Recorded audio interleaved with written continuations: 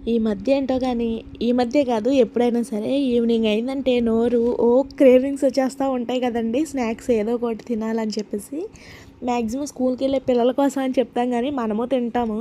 So, ఇక్కడొచ్చేసి మా పిల్లోడు ఇంకా చిన్నోడు కాబట్టి ఇంకొక 1 ఇయర్ ఉంది వాడికి స్నాక్స్ అని చెప్పి అవి ఇవి చేయడానికి. ఇంకా అప్పటి వరకు నేనే చిన్నపిల్లననమాట. సో, నాకేది కావాలని చెప్పి మా హస్బెండ్‌ని పిలిసి తీసుకురమ్మంటానా, ఆయన తేవడానికి తెస్తారండి. కాకపోతే అవి నిజంగా బాగోవు.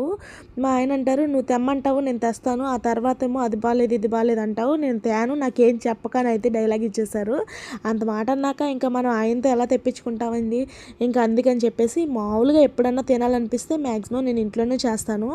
ఇంకా ఇక్కడైతే నాకు ఇవాళ వడలు తినాలనిపించింది. బొబ్బరి వడలు, బొబ్బరి పప్పు మొన్న ఒక అమ్మాయి అయితే వస్తే మా ఇంటి పక్కన అక్కోళ్ళు మేము తీసుకున్నాం అనమాట. దాంతో పప్పు చేసుకుంటే బాగుంటుంది. ఈ మధ్యకాలంలో 2, 3 సార్లు చేసాము. నాకు ఇవాళ తినాలనిపిస్తుంది అని చెప్పేసి నేను మధ్యాహ్నం అయితే దాన్ని నానబెట్టాననమాట.